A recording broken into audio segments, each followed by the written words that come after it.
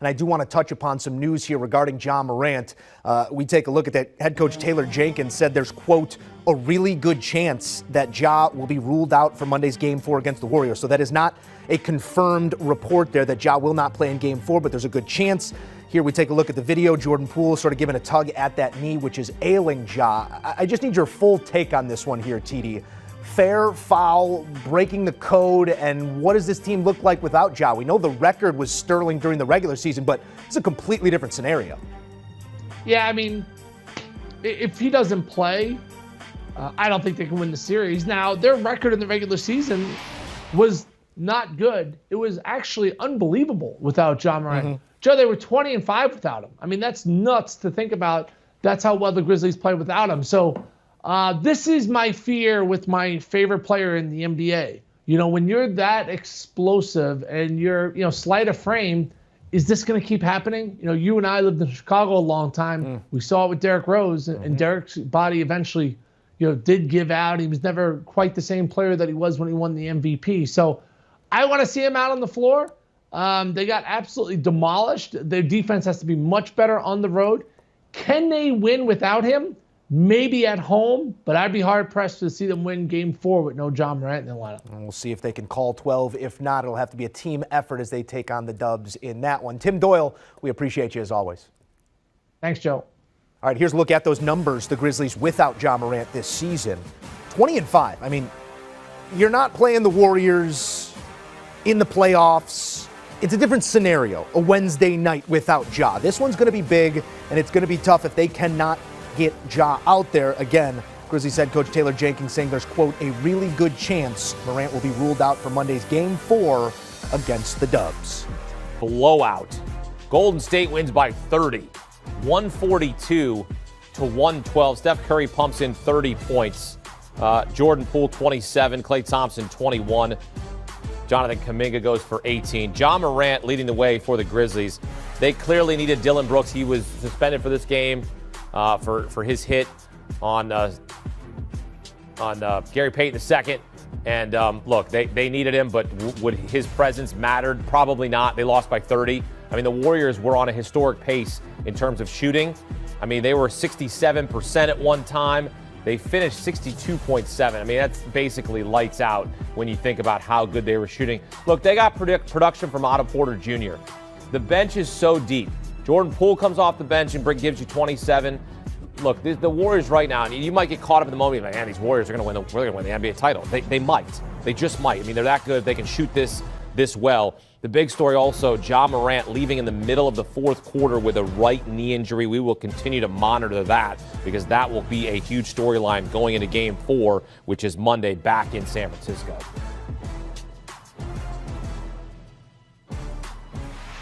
Welcome in CBS Sports NBA insider Bill Reiter. Bill, absolute clinic by the Golden State Warriors as they win by 30, shooting 63% from the floor. What did you see from the Warriors as Game 3 shifts to San Francisco? Yeah, this is just one of those nights, if you're the Memphis Grizzlies, where you just have to say to yourself, these guys made 2/3 of their shots for a big chunk of the game. Every single person in a Warriors jersey was hitting buckets. I mean, you put me in a Warriors jersey on this night, Akeem, I might actually make some shots. It's just one of these evenings where the Warriors are too good. They're too good offensively. This is a very good Grizzlies team. They're not this bad defensively. Now the Ja Morant thing is a different topic, but in terms of this night, this outcome, you just have to let it go if you're Memphis. Yeah, they were absolutely incredible. Again, Steph Curry leading the way for Golden State with 30 points. A perfect 14 for 14 from the free throw line, which I always like because, I appreciate that. Make your free throws, kids.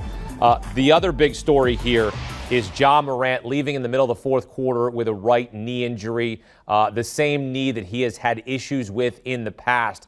Bill, I mean, look, this is obviously a big issue if he is out for more than a game or two here. How concerned are you right now in terms of what you saw from Ja leaving the game in the fourth quarter? Yeah, Akeem, obviously it's always hard to know, and we're speculating this soon after a moment like this, but Ja's reaction, right? Throwing something on the bench, looking frustrated, limping off, the fact that he missed almost a third of the regular season with a knee injury. I'm extraordinarily concerned. It is a huge problem, obviously, for Memphis, and we saw tonight how good this Warriors team is. Now look, Ja Morant's amazing, had an amazing game before the injury. What I'm about to say doesn't take away from that. What's interesting, and maybe we'll see unique about Memphis, is they lost Ja for a huge chunk of the season, and they still went 20-5 without him. Now, it's a different deal altogether playing the Warriors, but there has to be some level of confidence, and there's certainly a track record that they can still play at a high level without Ja. But obviously, that notwithstanding, what a terrible night for Memphis as they wait with bated breath to see exactly what Ja Morant's status will be for the remainder of the series. What have you learned about this Warriors team? Because, look, if Ja Morant misses a game or whatever it might be, or if he doesn't miss any time at all, like you said, they were fine without him when he was injured. They were able to have guys step up. But Golden State, look, they're firing on all cylinders right now. If this team stays healthy, we're looking at a deep run here. What have you learned through the first 3 games of the series from Golden State? Yeah, Yogi Berra said it, right? It's deja vu all over again. I was at, and I think maybe the final 30 games of that regular season, Akeem, when the Warriors won 73 games before Kevin Durant came in, when they fatefully lost to your Cleveland Cavaliers after going up 3-1, and the level of excellence that Warriors team showcased and the depth that Steph Curry and Klay Thompson brought out in other guys. This is eerily similar. I know it's another group of players. I understand, Jordan Poole, go down the list, Kuminga, Jonathan Kuminga, different guys, but not just Steph Curry and the fact that he's Steph Curry again, or Klay Thompson and the fact that he's capable of having a really big night, or Draymond Green and what he does to anchor what is statistically the best defense in the NBA this year. This reminds me of that old Warriors team in the sense that, Steph Curry barely took shots in the first half, and they still were fairly comfortably ahead. Then Curry comes out, and all the excellence of everyone else that he helped create, and all the shooting excellence and the open shots he helped create, gives him the cushion to have this incredible second half. What I see is a Warriors team that is a reminder of how dominant they were before, how well coached and well run this organization is. I think there's 3 or 4 near favorites to win an NBA championship this year as I sort of have watched this postseason. If the Warriors are not at the top of that list, Akeem, they're really close. They shoot 63% from the floor, and it equals a 30-point victory. Take a 2-1 series lead. Bill Ryder breaking it down for us here on CBS Sports HQ. Bill, thank you. And here's a look at the series schedule. Game 4 coming your way Monday back in San Francisco, as the Warriors will look to take a commanding 3-1 series lead before they head back to Memphis. Yeah, they adjusted after game 2. We've stuck with the same game plan. They made the adjustments, they made the plays.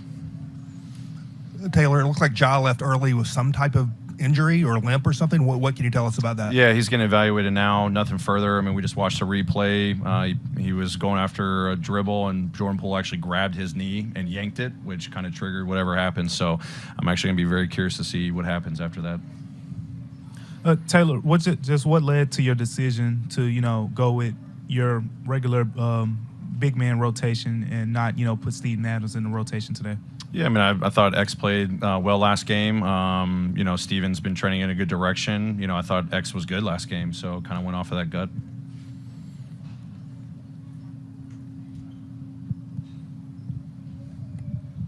Taylor, defensively, what was the main problem for you guys tonight, and what do you have to look at before Game 4?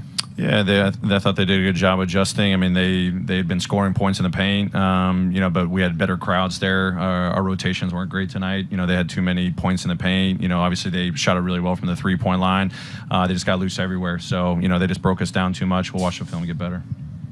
Taylor, when you say I'm curious, do you think the league needs to look at that play? Is that what you're saying? I'll talk to Zach and we'll take it from there.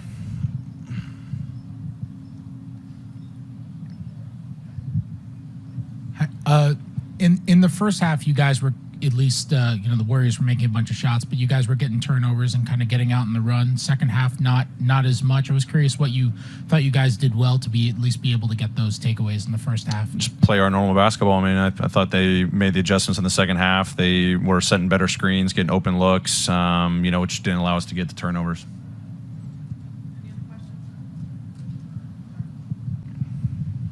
Coach, after the early run by Jaren, he was playing well. Z seemed to be playing well, but then they just couldn't get anything going. Was it what they adjusted to, or just shots just weren't dropping for them? Yeah, they went zone, and that threw off our rhythm. Coach, when you say Jordan grabbed his knee and yanked it, Are you saying he did it on accident, on purpose? Was he trying Watch to the get the ball? film. I don't know. Oh, you know. I'm saying that happened. It triggered it. Okay, but are you saying? I'm asking. I don't know. Are you what saying goes that through he a did it guy's on head. purpose or accident? No, I didn't say that it went on purpose. I said the play No, I know. happened. Which where one is it? There was a grab. I'm just curious what happened. Okay. In terms of just collecting yourselves after a game like this where you lose by 30, obviously things didn't go your way. How do you hope this group responds? What will these next couple days be like? Do what we've done all season long. Watch the film get better. I thought as a team, there was moments where we played well. Plenty of moments where we just had too many breakdowns. Some of us individually, we just got to play better. I got to coach better. But take tomorrow as an opportunity to watch the film as we've done all season long and come back and just try to find a way to get better, make the adjustments that we need to make. They made the adjustments after game 2 and it paid off for them. We'll find a better game plan and go out and execute and play better. Are you noticing anything that they're doing to kind of take away the guys around Ja Morant this series, or is that just how things have played out?